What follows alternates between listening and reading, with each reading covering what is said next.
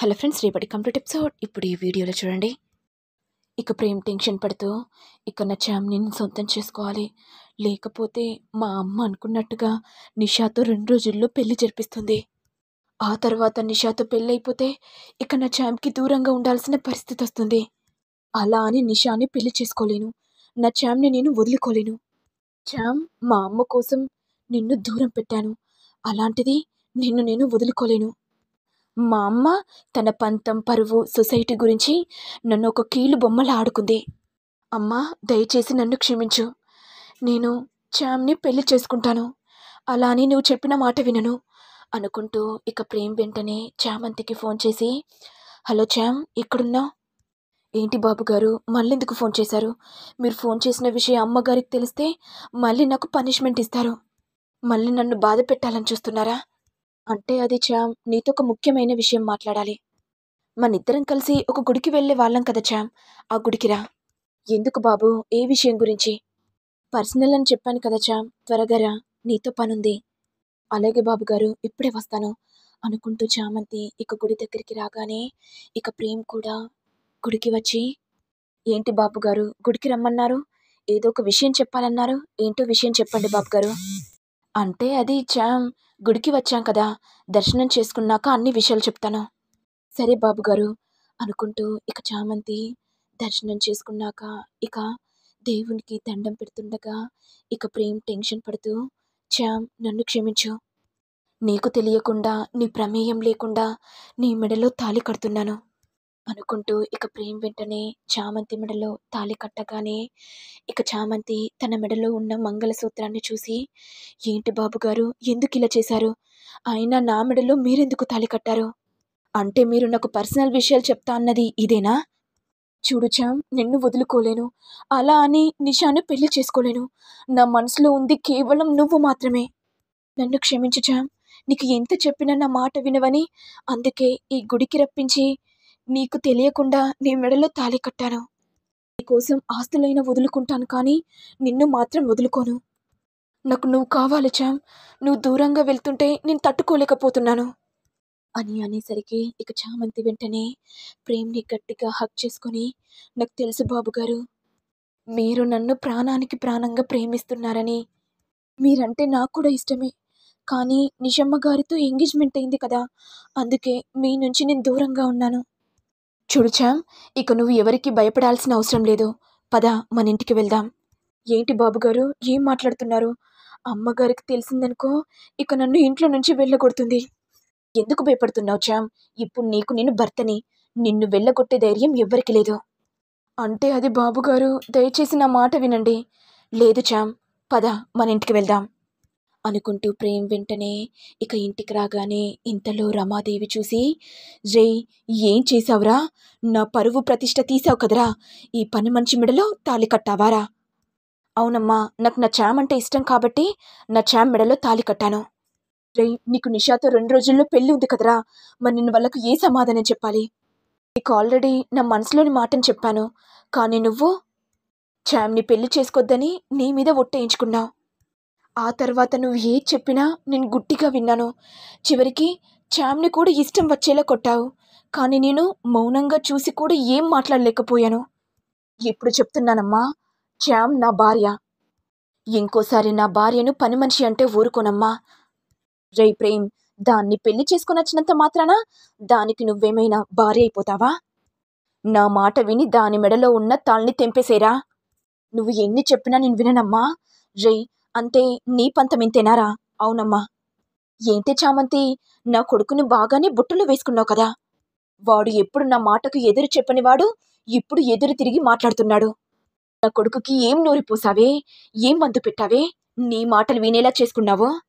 అమ్మా, చామ్ని ఏమనకు, చామ్కి తెలియకుండానే మెడలో తాళి కట్టాను.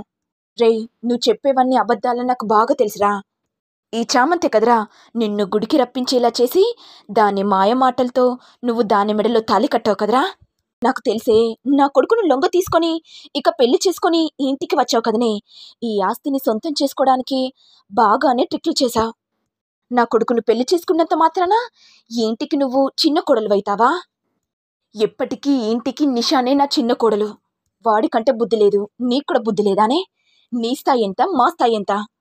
మర్యాదగా చెప్తున్నాను చామంతి, నీ మెడలో తాళి కట్టాడు కదా నా కొడుకు, వెంటనే తాళిని తెంచు. ఏంటమ్మగారు, ఏం మాట్లాడుతున్నారు? నా మెడలో తాళి కట్టినా ప్రేమ్ బాబును తాళి తెంచమని ఎలా చెప్తున్నారు? రే ప్రేమ్, నువ్వు నా పరువును తీసావు కాబట్టి నిన్ను వదిలిపెట్టనురా. నిన్నిప్పుడే చంపేస్తాన్రా, అప్పుడే కదరా నా పరువు పోకుండా ఉంటుంది అనుకుంటూ రమాదేవి కోపంతో ఇక గన్నె తేగానే చామంతి చూసి కోపంతో, అమ్మగారు, నా భర్త జోలికి వస్తే మర్యాదగా ఉండదు. ఏంటే, నా కొడుకు ఇప్పుడు నీకు భర్త అయిపోయాడానే? ఏంటమ్మగారు, నీ పాపాలన్నీ బయట పెట్టమంటారా? చెప్పండి అమ్మగారు. రమాదేవి పేరు కాస్త ఏంటో చెప్పమంటారా? నువ్వు చేసిన పాపాలన్నీ అందరికీ చెప్తాను. ఇది విని రమాదేవి టెన్షన్ పడుతూ, దీనికి అన్ని విషయాలు తెలుసు, అందుకే కదా నన్ను బ్లాక్మెయిల్ చేస్తుంది. నా గతం తాలూకా రహస్యాలన్నీ నాతోనే అంతరిస్తాయనుకున్నాను, కానీ చివరికి రామచంద్రయ్య దీనికి చెప్పాడు. ఇదేమో నాతో ఆడుకుంటుంది. ఇప్పుడు గనక దీన్ని ఇంట్లోకి రానివ్వకపోతే అన్ని విషయాలు చెప్తుంది. ఏంటమ్మగారు, ఏం ఆలోచిస్తున్నారు? అన్ని విషయాలు చెప్పమంటారా? ఇక రోజా కోపంతో, ఏంటి మా అత్తయ్యని పట్టుకొని రహస్యం చెప్తా అంటున్నావేంటి? అసలు మా అత్తయ్య ఏ తప్పు చేసిందే? నీ మాయ మాటలతో మా అత్తయ్యను లొంగ తీసుకోవాలని చూడకు. మర్యాదగా ఇంట్లో నుంచి వెళ్ళిపో. ఏకంగా ఈ ఇంటికి తిష్ట వేశావంటే ఇంకెవరు దొరకనట్టుగా నా మరిదిని ఎందుకు పెళ్లి చేసుకున్నావే?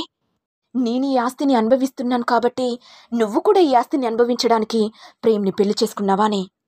నా పరువు తీయడానికి మళ్ళీ ఇంటికి చిన్న కోడలుగా వచ్చావు కదనే? ఏంటక్కా ఎక్కువ మాట్లాడుతున్నావు? మరి నీ గురించి కూడా అమ్మగారికి చెప్పమంటావా? నువ్వేమో అబద్ధాల మీద అబద్ధాలాడి అరుణ్ బాబుని పెళ్లి చేసుకున్నావు. మరి నువ్వు ఏ స్థాయి నుంచి వచ్చావో నీకు తెలియదక్కా. నా స్థాయి గురించి నువ్వెందుకు మాట్లాడుతున్నావు? నువ్వు కూడా నా అక్కవని చెప్తే అమ్మగారు కూడా నిన్ను మెడపట్టి బయటికి గెంటేస్తారక్కా. నోరు మూసుకొనుండు, లేకపోతే అన్ని నిజాలు చెప్పేస్తాను. సరేనే, నేను ఏ విషయం మాట్లాడను. అసలు మా అత్తయ్య గారికి గత రహస్యం చెప్తానని ఏదో అంటున్నావు, బ్లాక్మెయిల్ కూడా చేస్తున్నావు. ఏంటో చెప్పవే? నీకెందుకక్కా? అమ్మగారిని బ్లాక్మెయిల్ చేయడానికి అలా మాట్లాడాను. నిజం చెప్పవే, నువ్వు నా దగ్గర ఏదో ఒక రహస్యాన్ని దాస్తున్నావని తెలుస్తుందే. నాన్నగారు ఏం చెప్పారు? అత్తయ్య గారికున్నో నాన్నకు ఏ సంబంధం? అత్తయ్య గారేమో నాన్నని చూసి చాలా టెన్షన్ పడిపోతుంది. అసలు వాళ్ళిద్దరి మధ్య ఏం జరుగుతుందో కూడా నాకు అర్థం కావట్లేదు. చెప్పవే. అయ్యో, ఎందుకు టెన్షన్ పడుతున్నావక్కా? చెప్పాల్సిన టైం వచ్చినప్పుడు అందరి సమక్షంలో నేనే బయట పెడతాను. నువ్వేం టెన్షన్ పడకక్కా. ఇక రోజా మనసులో, ఇదేంటి ఇది ఇలా మాట్లాడుతుంది? మా అత్తయ్యను అడ్డం పెట్టుకొని ఒక ఆట ఆడుకోవాలనుకున్నాను, కానీ ఇదేదో రహస్యం దాస్తుందని అర్థమైంది. మా అత్తయ్య కూడా దీని మాటలకి భయపడి టెన్షన్ పడుతుంది. కుంపతీసి మా అత్తయ్య దీన్ని ఇంట్లోకి ఆహ్వానిస్తే ఇక నా పరిస్థితి ఏంటి? ఒకటి అనుకుంటే ఒకటి జరుగుతుంది. దీన్ని ఇంట్లో నుంచి శాశ్వతంగా బయటికి వెట్లగొట్టాలనుకున్నాను, కానీ ఇదేమో పర్మనెంట్గా ఈ ఇంటికి తిష్ట వేసింది. ఇక చామంతి గట్టిగా నవ్వుతూ, అత్తయ్య గారు, ప్రేమ్ బాబుకున్ను నాకు మీ చేతులతో హారతి ఇవ్వండి. అప్పుడు ప్రేమ్ బాబు కూడా చాలా సంతోషపడిపోతాడు. ఏంటి, నా చేతులతో మీ ఇద్దరికి నేను హారతిస్తానని? ఏంటత్తయ్య అలా మాట్లాడుతున్నారు? ఈ ఇంటికి నేను చిన్న కోడల్ని, కాబట్టి మీ చేతులతో మీరే హారతి ఇవ్వండి. లేకపోతే మీ రమాదేవి పేరు కాస్త రమణమ్మగా మారిపోతుంది. మీరు చేసిన పాపాలన్నీ నా దగ్గర ఫోటో రూపంలో ఉన్నాయి. అవన్నీ మరి హర్షయ్య గారికి చూపెడితే ఏం జరుగుతుందో ఒక్కసారి ఆలోచించండి అమ్మగారు అని అనేసరికి రమాదేవి టెన్షన్ పడుతూ, సరే చామంతి, నువ్వు చెప్పినట్టుగా హారతి ప్లేట్ తీసుకొనొచ్చి మీ ఇద్దరికి హారతి ఇచ్చి దిష్టి తీస్తాను అనుకుంటూ రమాదేవి టెన్షన్ పడుతూ ఇక హారతి ప్లేట్ తీసుకొని ఇద్దరికి హారతి ఇచ్చిన తర్వాత ఇక చామంతి ప్రేమ్ కుడికాలు పెట్టి లోపలికి రావడంతో ఇదంతా రోజా చూసి, ఇదేంటి మా అత్తయ్య గారేమో ఈ పనిదానికున్ను ప్రేమ్కి హారతి ఇవ్వడం ఏంటి, దిష్టి తీయడం ఏంటి?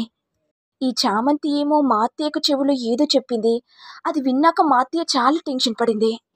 మా అత్తయ్య ఎవరికి తలవంచంది, కేవలం ఈ పని మనిషి మాటలకి తలవంచడం ఏంటి? ఈ చామంతి వల్ల నేనే పిచ్చిదాన్నైపోతున్నానేమో. నీ నుంచి ఎలా నిజాన్ని రాబట్టాలనో నాకు బాగా తెలిసే. కొద్ది రోజులు నీతో ప్రేమగా ఉంటానే, అప్పుడు నువ్వే అన్ని విషయాలు నాకు చెప్తావు. అప్పుడు మా అత్తయ్యతో నేను ఒక ఆట ఆడుకుంటాను. ఇటు ఏమో ప్రేమ్ సంతోషంతో, చామ్, మా అమ్మ మనిద్దరికి హారతిస్తుందని కల్లో కూడా ఊహించలేదు. చెప్పు చామ్, అసలు మా అమ్మ చెవిలో ఏం మాట్లాడావు? మా అమ్మ కూడా ఏం మాట్లాడకుండా మనిద్దరికి ఎలా హారతిచ్చింది? అంటే అది బాబుగారు పర్సనల్. లా చదువుతున్నాను కదా బాబుగారు, కాస్త తెలివితేటలు ఎక్కువయ్యాయి. ఎవరిని ఎలా వంచాలో నాకు బాగా తెలుసు బాబుగారు, మీరేం టెన్షన్ పడకండి. అబ్బచ్చాం, నాకు కూడా సీక్రెట్ చెప్పొచ్చు కదా, నేను కూడా కొందరికి ఉపయోగించుకుంటాను. అయ్యో బాబుగారు, టైం వచ్చినప్పుడు నేనే బయట పెడతానులే. అప్పుడు నేను చెప్పిన మాటలు విని మీరందరూ షాక్ అవుతారు. సరే చామ్, నీకెప్పుడు చెప్పాలనిపిస్తే అప్పుడు చెప్పు. మరి నెక్స్ట్ ఎపిసోడ్లో ఏం జరుగుతుందో చూడాలి. మరి మీకు వీడియో కనుక నచ్చినట్లయితే లైక్ చేయండి, షేర్ చేయండి, సబ్స్క్రైబ్ చేయండి. Thank you all.